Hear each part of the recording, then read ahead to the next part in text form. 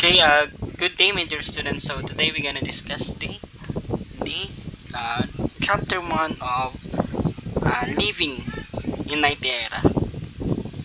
So therefore, today we're gonna discuss the introduction to ICT.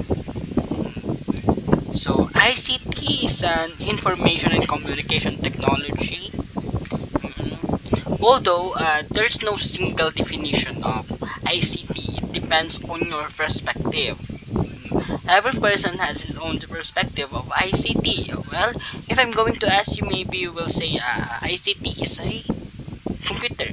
ICT is the use of modern technology. ICT is devices.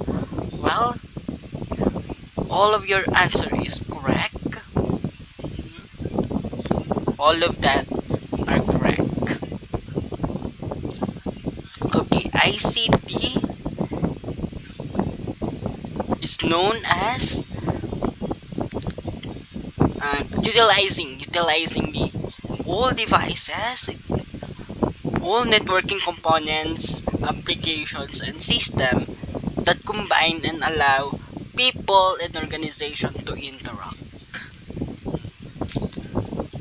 Okay, so in other definition, it is the technology that allow any person to interact via conversation, via video conferencing, whatsoever, in any means. Software man yan, application man yan, o kung ano pa man yan, site man yan. Example of that, Messenger, Skype, that could somehow bridges the gap of every individual around the world, or somehow could create an attachment between one person to another. Then that is ICT. Hindi lamang siya information, o hindi rin lang siya communication, but also moreover it is technology. Okay, ang ICT ay ginagamit sa communication. Like what I've said, it builds an attachment. Pag sinabing attachment, nako-connect niya ang mga tao sa iba't ibang lugar. Bridges the gap. Sunod dito yung may pamilya sa abroad. Anong ginagawa mo para makausap mo ang iyong family abroad? Diba? Gumagamit ka ng device, gumagamit ka ng internet, gumagamit ka ng cellphone. That is the example of ICT in the communication. Pagising mo, anong ginagawa mo? Binubuksan mo yung messenger mo. Then, that is communication. Pag nagtanong ako, sumasagot kayo. That is communication kasi may feedback. Okay, job opportunities. Well, in ICT, may tinatawag na job opportunities. May mga trabaho na nabubuo because of ICT. Example, online jobs. Nagkaroon ng trabaho sa Lazada.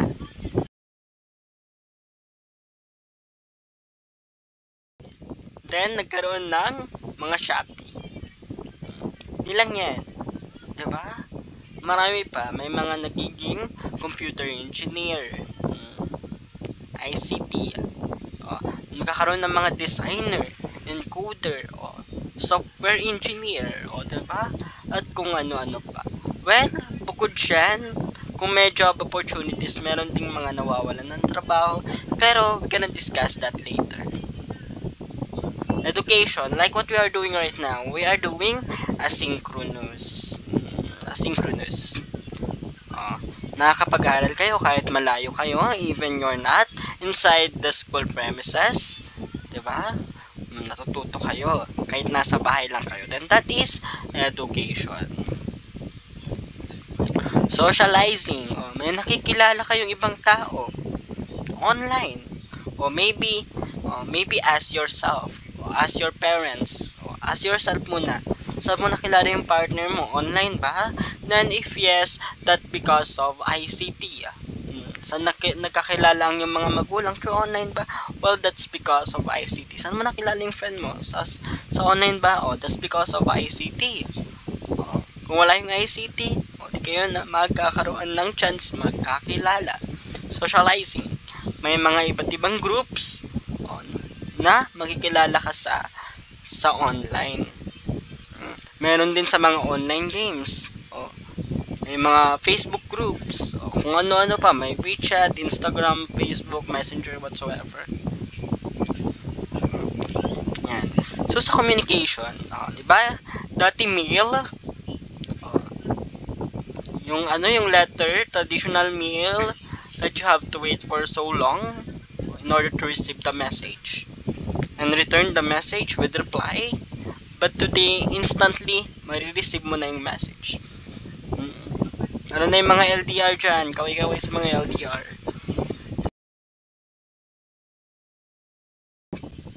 Okay. Job opportunities, diba? Kakaroon ng mga bagong work, pero nagkakaroon din ng mga nawawalang trabaho.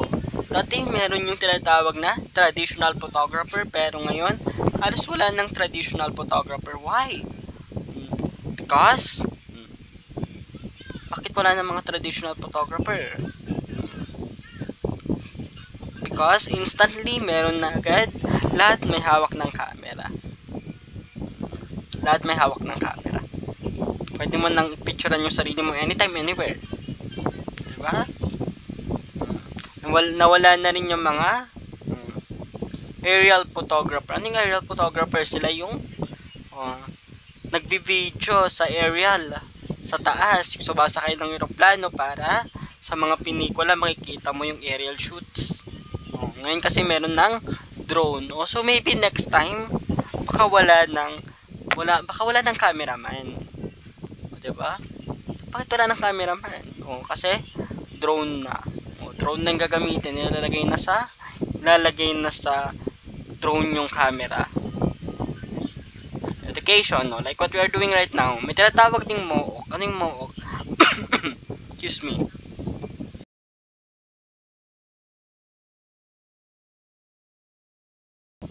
Okay, may tinatawag na MOOC. Yung MOOC, yung Massive Open Online Course, which allows learners to enroll themselves in a massive, with a massive audience.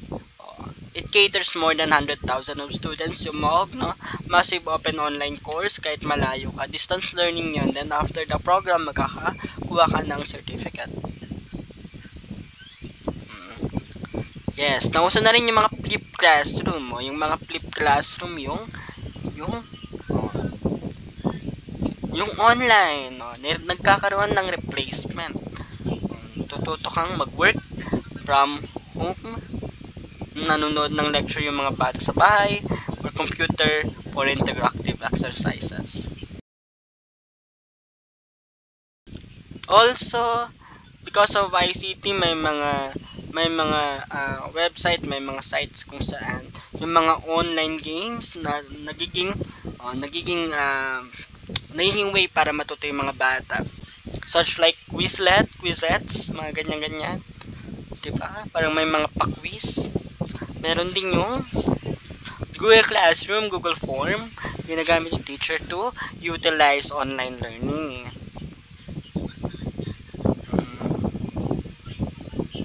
Socializing, yan yung sasabi kong social media, marami ka nakikilalang tao. Kaso nga lang, may negative effect niyan. Why? Kasi yung malalapit sa'yo, di mo na napapansin. Puro ka sa malalayo. O kadalasan din, maraming scam. O kakaibiganin ka, tas i-scamin ka pala. Tas kapag naging kaibigan mo na, utangan ka na. Kaya, yayayain ka nang lumabas, tas doon may mangyayari. Tas mapahamak ka. Ganon. Kaya kayo, huwag kayo sama kung kani-kanino. Pag hindi nyo kakilala.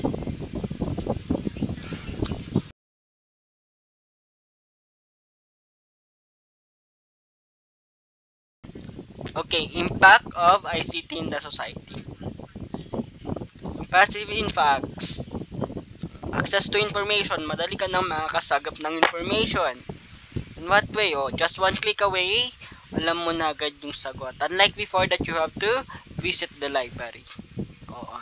And green so many hours para lang malaman yung gusto mong malaman. Ngayon, just one click away. O, iba nga sa inyo pag hindi alam, o tinatanong kay AI, o tinatanong kay Meta AI. Diba? One click away. Improve access to education. No? Because of online, na-realize ng mga tao na pwede naman pala kahit sa bahay lang mag-aral. New tools, new opportunities. So, may mga bagong application, may mga bagong oportunidad. Like, nauso yung YouTube. So, nagkaroon ng mga vlogger. Diba? Not only YouTube, Facebook, mga ganyan-ganyan. TikTokers na ganyan-ganyan. New tools, new opportunities. Communication. Pwede na kayong mag-usap anywhere, any place. As long merong internet. Ang dami-dami ng communication apps. Information management, pwede mo nang i-restore, i-backup ang inyong information. Security, merong mga PIN, password. Two-way verification code, diba? Ganun.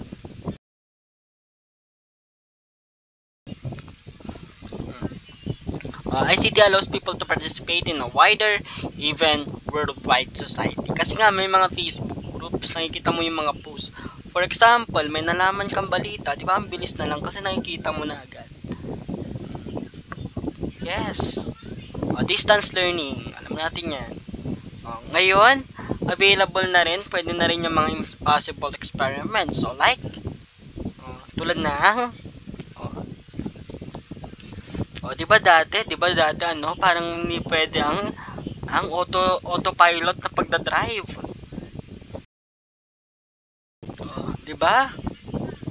Dati parang hindi pwedeng autopilot na pag-drive, pero ngayon meron na mga kotse na kahit walang driver.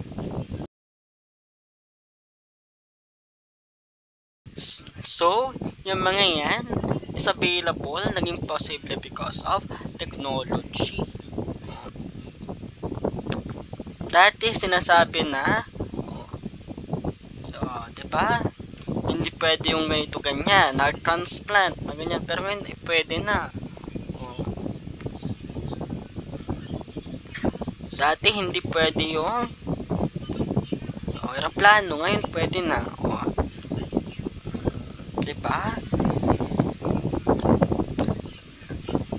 Marami nang pwedeng gawin because of technology, which dati hindi natin sukat nakalain na pwede pala. Meron nga yung yung invisible cloak, yung pwede kang mawala. Para siyang coat. Diba? Invisible coat yata yung cloak whatsoever. Pag sinuot mo yun, mawawala ka. Meron yun sa China, nakita ko. Maybe in the near future, lahat tayo cyborg na. Sample, pag lumabo yung mata mo, papalitan na ng lens ng camera, parang gano'n. Alam nyo ba yung yung Samsung na yung Samsung na napakataas ng kanyang zoom.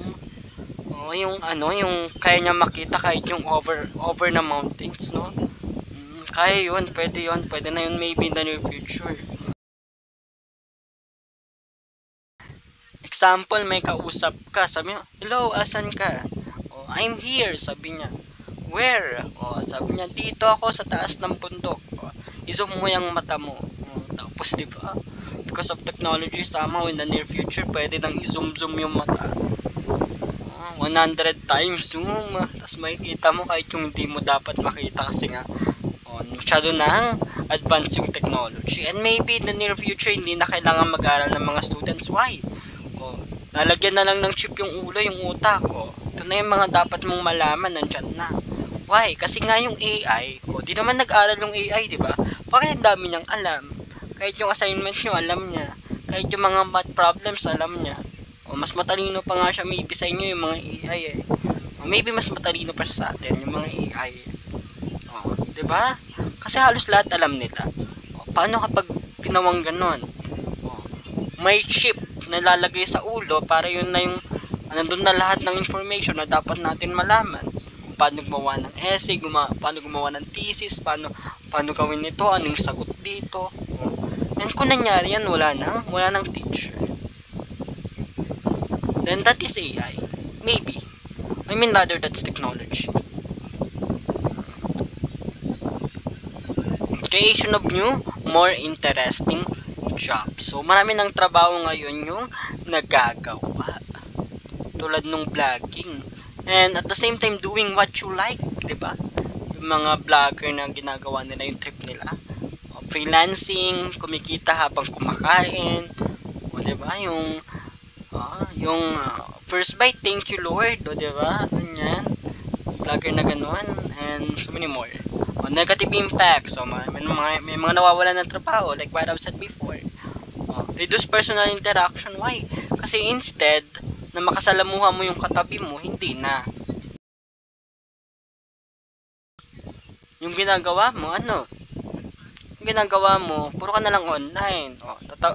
Utusan ka ng nanay mo. Anak, tawagin mo na yung kapatid mo. Kain na tayo. Anong gagawin mo? Tatawagan mo via messenger. So, instead na magkaroon ng bonding, nawawala kasi nga puro na lang online.